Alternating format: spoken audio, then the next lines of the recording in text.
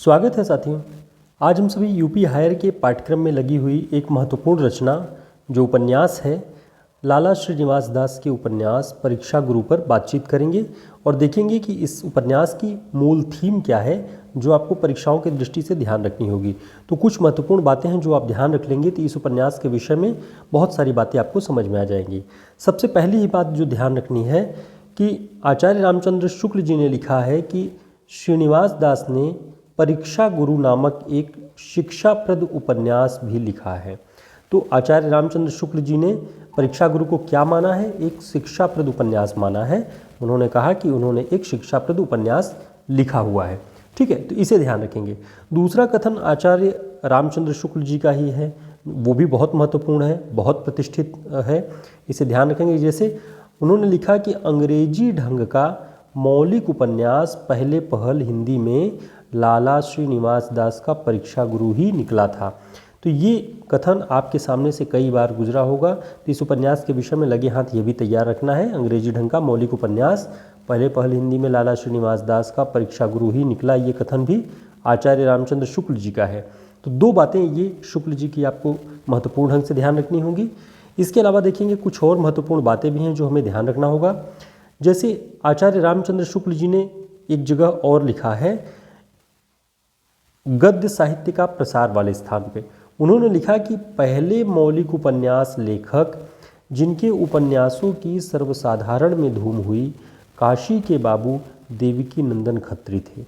यानी अब यहाँ से आपको जो बात ध्यान रखनी है वो ये कि अंग्रेजी ढंग का पहला उपन्यास जो लिखा गया वो लाला श्रीनिवास दास का परीक्षा गुरु। लेकिन मौलिक उपन्यास की, जब केवल मौलिक उपन्यास, हिंदी में मौलिक उपन्यासों की परंपरा की बात करते हैं, तब आचार्य रामचंद्र शुक्ल जी काशी के बाबू देवकी नंदन खत्री की बात करते हैं। यानी जो टेक्निकल पॉइंट है, टेक्निकल ये है कि एक पद्धति के तौर पे अगर कोई लिखा अंग्रेजी पद्धति के तौर पे परीक्षा गुरु था, लेकिन हिंदी में मौलिक उपन्यास लेखन बाबू केशरी देवकी नंदन खत्री ने ही किया हुआ है, ये बात लिखा है। आगे देखते हैं रामचंद्र तिवारी जी की पुस्तक में क्या लिखा है। ये अन्य तथ्य भी हैं जो आपको परीक्षा की तैयारी के दौरान काफ़ी महत्वपूर्ण होंगे। जैसे रामचंद्र तिवारी जी ने श्रद्धाराम फुल्लौरी के उपन्यास भाग्यवती जो 1877 में प्रकाशित हुआ, विषय वस्तु की नवीनता की दृष्टि से हिंदी का प्रथम आधुनिक उपन्यास कहते हैं।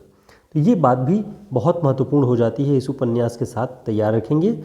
श्रद्धाराम फुल्लौरी के उपन्यास भाग्यवती को विषय वस्तु की नवीनता की दृष्टि से हिंदी का प्रथम आधुनिक उपन्यास, ये बात बहुत महत्वपूर्ण हो जाती है रामचंद्र तिवारी जी की दृष्टि से, तो इसे भी तैयार कर लेंगे। देखते हैं कि इसका प्रकाशन वर्ष क्या है। तो लाला श्रीनिवास दास जी के परीक्षा गुरु का प्रकाशन वर्ष आपको ध्यान रखना है, सन 1882 ईस्वी है। इस उपन्यास की मूल कथा वस्तु क्या है? तो इस उपन्यास की जो कहानी है वो दिल्ली के एक कारोबारी और रईस साहूकार लाला मदन मोहन की है। ध्यान रखेंगे जो इसका मुख्य पात्र है वो कौन है? मदन मोहन।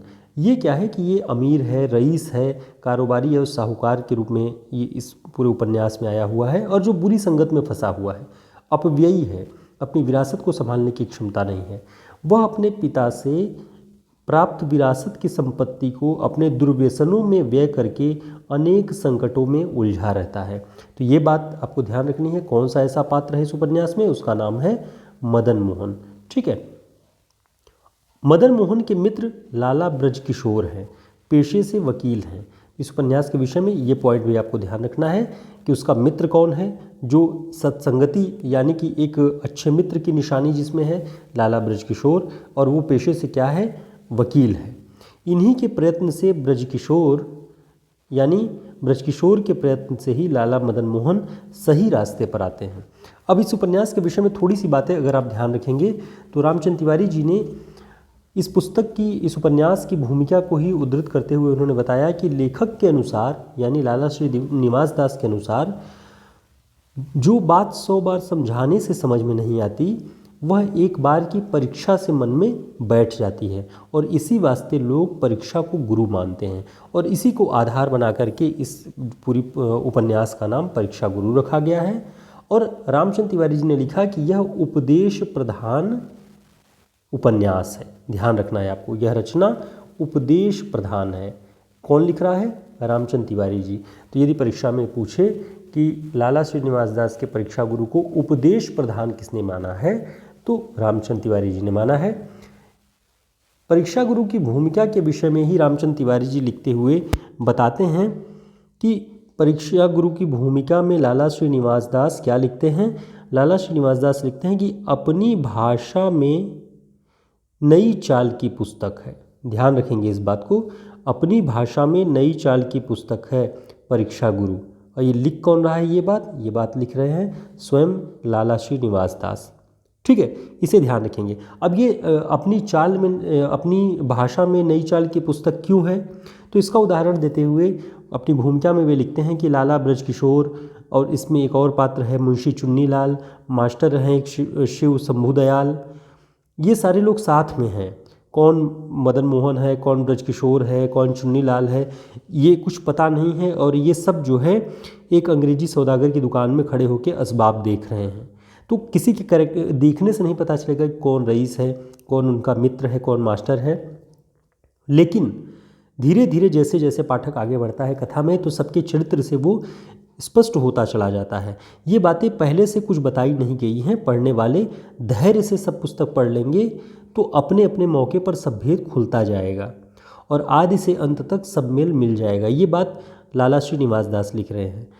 तो रामचंद्र तिवारी जी लिखते हैं कि प्रकट है कि लेखक ने इस नाटकीय आरंभ को ही नई चाल कहा है, और इसी को लिख रहे हैं कि अपनी भाषा में नई चाल की पुस्तक है परीक्षा गुरु, जो कि अब तक इसके पहले ऐसा कहीं लिखा नहीं गया, और ये अंग्रेजी के पैटर्न पे था। ठीक है, तो तकनीक की नवीनता की दृष्टि से परीक्षा गुरु हिंदी का प्रथम अंग्रेजी ढंग का मौलिक उपन्यास है। बाकी शुक्ल जी ने देवकीनंदन खत्री का नाम लिया ही है, पहले मौलिक उपन्यास, अंग्रेजी ढंग का नहीं, केवल मौलिक उपन्यास। तो ये बातें बहुत महत्वपूर्ण हैं। इसके विषय में रामचंद्र तिवारी जी और लिखते हैं कि इसकी रचना संस्कृत अथवा फारसी अरबी के कठिन शब्दों की बनाई हुई भाषा के बदले दिल्ली के रहने वालों की साधारण बोलचाल की भाषा में हुई है। ठीक है, तो ये बातें भी परीक्षा गुरु की भूमिका में ही स्वयं लाला श्रीनिवास दास ही लिख देते हैं, जिसे आलोचकों ने बार बार उद्धृत किया है कि इसमें संस्कृत या अरबी फारसी के कठिन शब्दों की शब्दावली नहीं प्रयोग की गई है, बल्कि दिल्ली के रहने वालों की साधारण बोलचाल की भाषा में ये उपन्यास लिखा गया है। इस उपन्यास के विषय में, इनके पात्रों के विषय में आपको ध्यान रखना है कि मदन मोहन मुख्य पात्र है, जो सही विचारों वाला उसका मित्र है, ब्रजकिशोर है, और साथ में एक शिव शंभुदयाल मास्टर हैं, चुन्नीलाल हैं। तो ये सारे जो बिगड़ैल किस्म के कुछ उसके मित्र रहते हैं, ये भोग विलास में, झूठे खुशामदियों के बीच में ये सब अपना जीवन व्यतीत करते रहते हैं। लेकिन वकील लाला ब्रजकिशोर जो हैं वो विवेकवान और चरित्रवान हैं, तो उन्होंने ही उसे ऐसी परेशानियों से बाहर निकलने का रास्ता दिखाया। और यही जो परीक्षा कहते हैं ना कि परीक्षा ही गुरु होता है, तो इसी थीम को बना करके पूरे उपन्यास को लिखा गया है। उम्मीद है इस उपन्यास की कथावस्तु और इसके बारे में कुछ आलोचकों के महत्वपूर्ण कथन आपके लिए काम के होंगे। नमस्कार।